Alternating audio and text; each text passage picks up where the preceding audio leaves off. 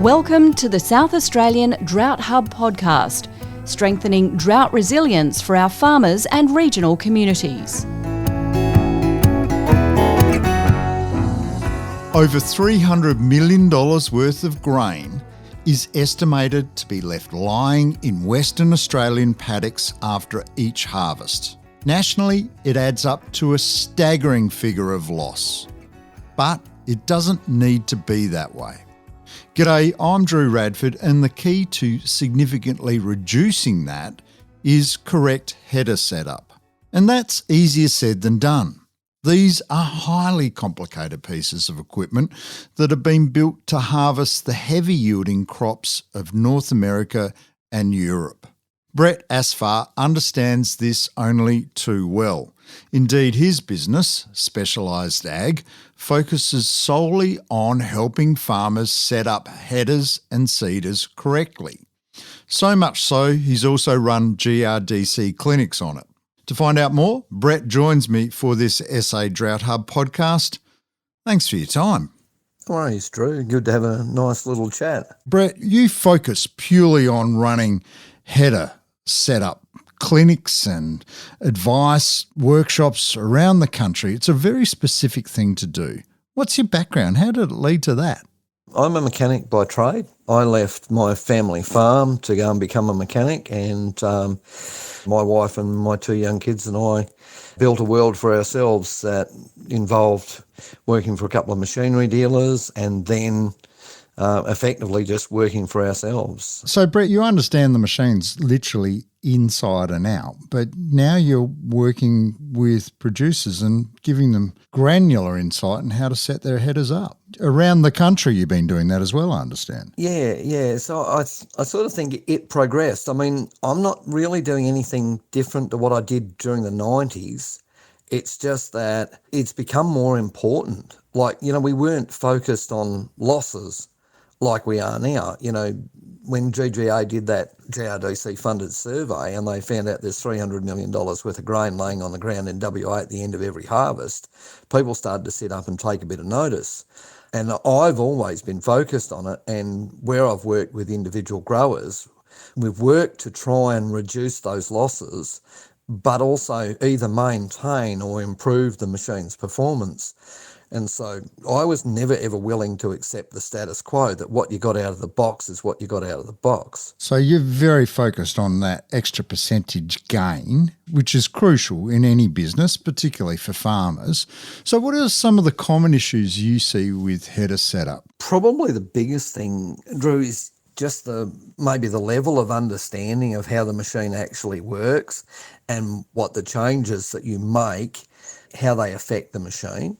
That's probably one. The second thing now, every machine that we go and look at is a rotary nowadays. And so we talk lots and lots and lots about rotor losses. And my focus has always been the elimination of rotor loss. We're going to pack 700, 800, 900 horsepower into some of these machines now. And what we found was that the machine had the ability to overdrive the rotor. You'd run out of separation way before you ran out of horsepower.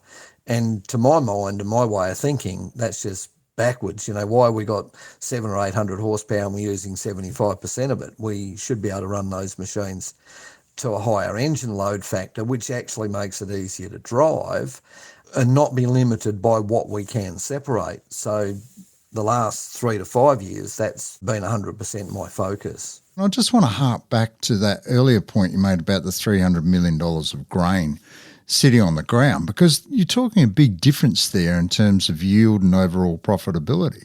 Yeah, and look, what we always ran into was, we ran out of rotor, and I started going back to my old book.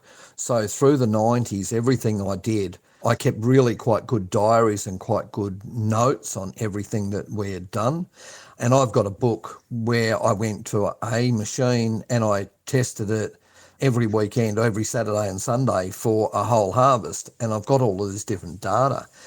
And I went back to that book and sort of was thinking that I was missing something, but all it was that I'd been doing other things for so long that my focus hadn't been back on that machine. And so then I just said to a couple of growers, a couple of people that I got to have a good relationship with, you got a couple of machines, can I borrow one to have a play? So I went back to where I was in the 90s, but starting with a Case flagship harvester rather than in the 90s I was doing it on a 1688.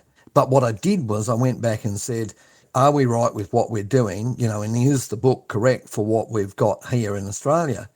And I learnt that no, it's not correct for what we have in Australia. And this creates a sticking point because some people would dare to say that, what I'm doing is, not condoned progressively by CNH. And so I just go, if the book says you can adjust this or you can make a change to this, what's to stop you from doing that? And we've always been a nation of innovators. We're always going to have a fiddle and a play. And if you can't quite adjust it right, we're going to modify it so we can. And that's what I did. I just kept modifying and adjusting until I found, well, that's where I get the peak performance. And that's what it's about. Clearly you're a bloke that likes to drill down and find out how I can make that extra 10%, 5%, whatever it may be. For growers that are getting ready to hit the paddock, how should growers be adjusting their setup following a drier season or more variable conditions? So for the guys where it was drier early on and they had that very, very tight start, and look, Robin and I did 16,000 kilometres across Queensland, New South Wales, Victoria, SA through July, August. And we had the great pleasure of spending some time with the guys at UNFS in a nice shed on a very, very wet day, which they were all most grateful for. And one of the things that we talked about then was dealing with light crops and trying to process light crops. So what we've got to understand about all of our big modern machines is effectively, where are they made? They're made in the US, they're made in Europe, they're made for harvesting big, heavy, bulky crops, effectively, and then we go and throw a 1 tonne crop at them. They don't like it. So they're going to process grain better, there is no doubt, because the enemy of separation is the volume of straw that you have. But our straw doesn't stay intact. You barely can throw a piece of straw in the front of one of our machines and have it come out the back in one bit. It comes out in 25 pieces. So you don't have a lot of volume there, and we're trying to thrash with that straw that we don't have in a very, very light crop. So a whole bunch of things that you can do. Primarily what everyone does is close the concave and speed the rotor up. And I'm telling everyone to do exactly the opposite thing, to not close it down too much because you stifle material flow and you destroy your straw integrity. But slowing everything down increases the bulk of material that is in there in a given moment in time. I guess the best thing to explain this by is go and say, how much material is in my rotor at any point in time? And you go, let's do a quick sum and go and say, if my rotor's doing 600 RPM, it's turning 10 times a second. It goes around my rotor 3 times. So therefore, in a rotary, or 3 to 5, but we'll call it 3, let's call it 3 times. That means 1/3 of 1 second, that bit of material that we've just fed into the machine is in the rotor. So how do I develop crop mat so that I can get it to thrash when I have a very light crop? You slow the thing down. And as you reduce the RPM, that crop mat builds and then the machine comes back to you. So instead of just squeezing the thing up, the concave up onto the stop bolts and beating the living daylights out of everything, landing the whole lot on the sieve and having to deal with it in another way, we can slow it down, let the crop mat build, let the machine do it for us rather than us make it work harder than it has to. Does that equate also to less wear and tear and less diesel use? Oh, yeah, 100%. I mean, it's not uncommon for us to go to a machine where, and we regularly see them, flagships doing 30 tonnes an hour, and we'll go and make a couple of adjustments to them. They're at 100% engine load or they've run out of horsepower or whatever, and we'll go and make our few adjustments to them, which doesn't take long. We can pull a machine out of the paddock, spend 2 hours with it and put it back completely different, and often we can double their capacity and still reduce their fuel burn. You're increasing what you're taking off the paddock and you're also reducing your operating costs. Yeah, so we reduce the loss ratio, so we'll pull that down. If I come to a paddock, I'm not leaving until I'm under 0.5% of loss, or even better, That's what we're chasing around, and that's what we're trying to do, even if it means that we've got to make something. Here's the best example, and I know it's not here on mainland Australia, but every year now we go to New Zealand, South Island, and do harvest with the growers down there. So we've been running the workshops there this is our third year, I think. So typically at 25 to 30 tonnes an hour in a 15-tonne barley crop, we will have 1% loss out of a red case flagship harvester. And that's pretty typical in that sort of scenario. I've always said to people, we can get more than that. We've just got to think about it differently.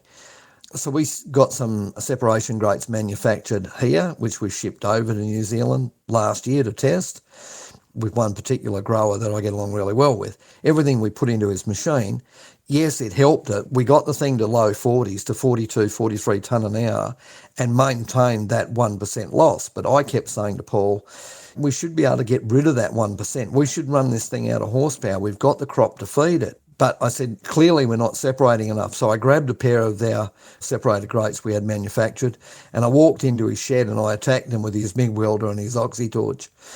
And when he walked into the shed at midnight off the baler, and I was still working away, he goes and says, "You're crazy, you can't put that in that header. That's just going to flood the sieve." And I said, "I'm not so sure. I really reckon that this is what we need to do." So the next day we did that. And that little old header, when I first met him, it was a 25 tonne an hour header. So we ran it out of horsepower completely at 65 tonne an hour, and we had from 7 to 11 kilos of rotor loss at 65 tonne an hour. These sound like remarkably quick fixes too in some regards, except when you're working to midnight welding. But that aside, some of the other stuff you're saying, taking you off the paddock for an hour or two and making those tweaks for big gains. Yeah, and it is incredible.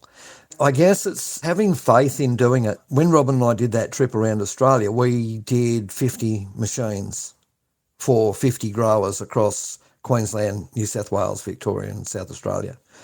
So these guys have got an incredible amount of faith in a lot of ways. They've either come to a workshop or they've seen one of the videos and heard me talk and gone, "Will you come and do my header, because I've tried and I can't get it to work." And we'll go and do this, and then I'll give them a setup guide that tells them what to do to get the most out of their machine.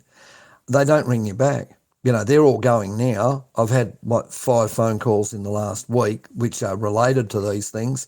And I've gone, "How you getting on?" And I've rung 30 or 40 different growers. "How you getting on?" "Yeah, no, it's great. It's a different header. It's a new world." Brett, are there any technologies, tools or even apps out there to better support growers with things like calibration and monitoring their losses? At the moment, Drew, not really. Look, every manufacturer is working on automation, and some of the automation is better than others, but all of them rely on a couple of things. So to operate a harvester, you're looking for feedback. So we have loss sensors, a loss monitoring system. Some of those loss monitoring systems just don't function. The monitor itself, the sensor pad, is not even in the right spot to pick up the grain. It's not going to work where it's placed. So we've taken to moving them. But also, when we go and say to people, "Do you know how to calibrate your loss sensor correctly?" Most people go, "I just dial this number, or I ring my mate, or my dealer told me set it on this." That just doesn't work. And we have to actually physically set that monitor. And the only way we can train it and teach it is we have to measure the loss, and we have to calibrate our loss monitor to tell us the truth at a known loss. And if we don't do that, the automation won't work for us. Is that a broad brushstroke, though, for a farm? Because surely that would vary from paddock to paddock. It does a little, but once you get the idea, basically the loss monitor is looking at the impact, and all you're doing is tuning an impact zone to a weight, okay? So effectively, you can use the hectolitre weight of your grain once you build the chart. So you go and say, this barley and this day, this hectolitre weight, I use this loss monitor setting. And then you can use that as a number. But until you've got that data, you can't. And the problem with it is, I'll go and play with 3 headers that are identical in the same paddock, and the 3 will run different loss monitor settings.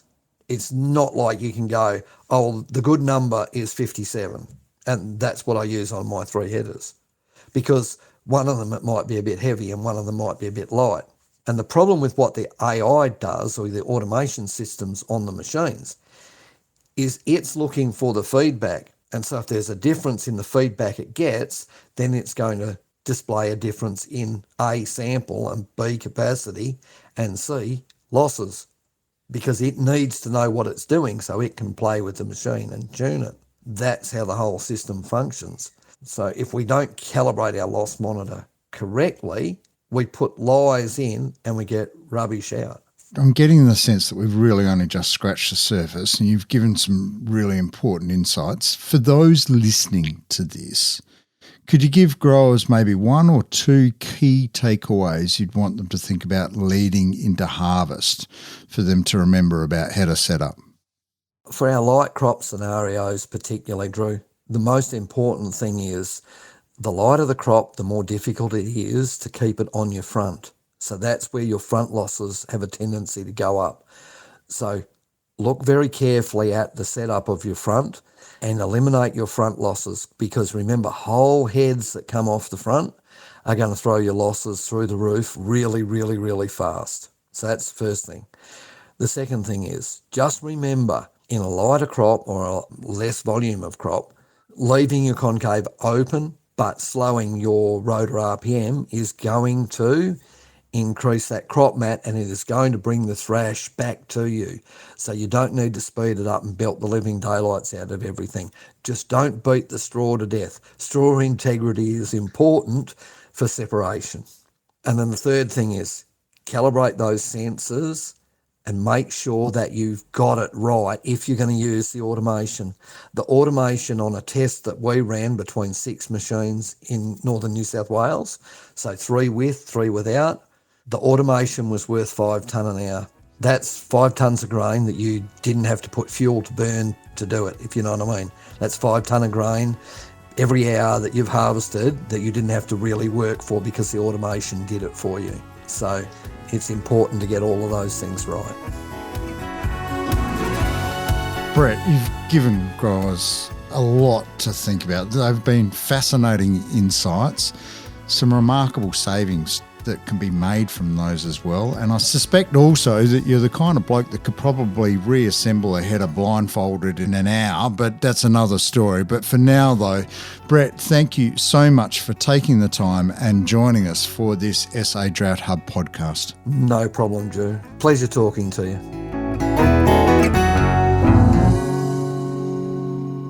And that concludes this podcast. You'll find more podcasts on the SA Drought Hub website at sadroughthub.com.au. The South Australian Drought Resilience Adoption and Innovation Hub is one of 8 hubs established across the nation through the Australian Government's Future Drought Fund. The SA Drought Hub is an exciting initiative which brings together a dynamic network of primary producers, industry groups, researchers, government agencies, universities, agribusinesses, farming systems groups, traditional owners and others to work towards a common vision to strengthen the drought resilience and preparedness of farms and regional communities in SA.